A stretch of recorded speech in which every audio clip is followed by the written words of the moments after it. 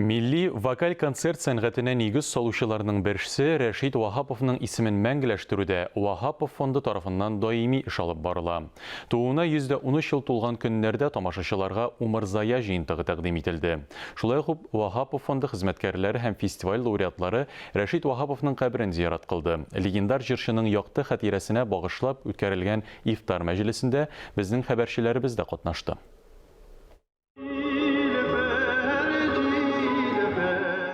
Рәшит Вахапов Нижгар өлкәсе Актук авылының 3-нче мәчет имамы Вахап Мулла малае.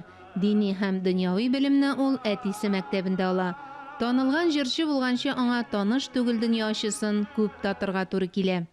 Шушындый зур шәхесләребезне оныттырмыйча иң мөһиме. Искә алучылар булганда бу әлбәттә инде бу бик күркәм гадәт дип әйтер идем мин. Бик күркәм күренеш.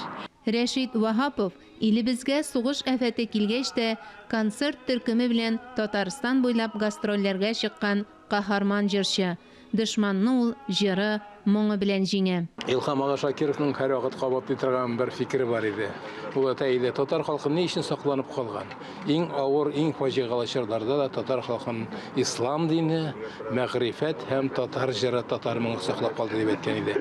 Менә шушы әгәр дә без татар моңы, татар халкын саклап калды дип әйтәбез икән, монда инде без иң беренче чиратта Рәшит Вахаповны да искә алырга тиешбез. Искә алуның төрле формалары бар. Соңгы елларда Вахап фонды Рәшит Вахаповка багышлап бик зур конференциялар үткәрде, диспутлар үткәрде, концертлар куйды, фестивальләр үткәрде, конкурслар үткәрде. Булар һәммәсе әйбәт, әмма ләкин менә монысы бүгенгесе үзгә бөтенләй башка төрле искә алу. Менә әйттек бит, ислам дине татар халкын саклап калган дип. Ислам дине белән җыр димәк һәр вакыт бергә булган. Әгәр дә игътибар белән тыңласаң, ул азан әйтү үзе үк. Уку үзүк музыка, үзүк моң бит. Ул аны булай гына әйтмиләр, аны моң белән бергә төреп бирәләр. Шуңа күрә ул халыкның күңеленә, кешенең күңеленә тизрәк барып җитә, тирәнрәк үтеп керә. Ифтар мәҗлесен моңга төрелгән дога белән Камил хәзрәт Битчәнтәев башлап җибәрде. Рәшит Вахапов рухына кылган догалардан тыш мөнәҗәтләр әйтелде, Вахапов фестивале лауреатлары чыгыш ясады.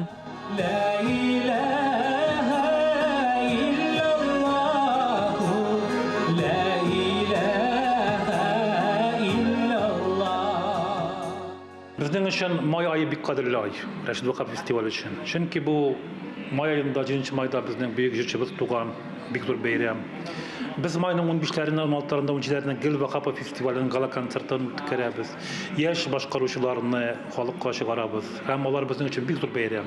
Быел менә Ходай насыйп итте, Аллага шөкер, бу бәйрәмнәр безнең татарлар өчен, мөселманнар өчен бик тә газиз, бик тә кадерле айга, Рамазан аена туры килде.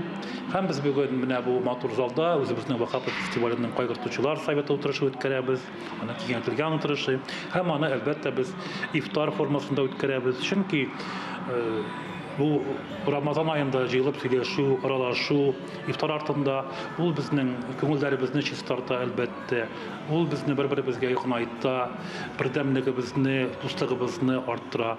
Ифтар мәҗлесе барышында әдәбият сәнгать әһелләре, журналистлар, җәмәгать эшлеклеләренә сүз бирелде. Ул бер кешенең Вахаповның аты безнең булган бөтен үзебезнең татар мәдәниятен берләштереп торган үзәккә әйләнде. Әлеге ифтар җырчының рухына дога булып ирешсен, ә оештыручыларга рәхмәттән башка сүз юк дип амин итте кунаклар. Мөршидә Җиһан, Таһир Хәсәнов, Татарстан яңалыклары.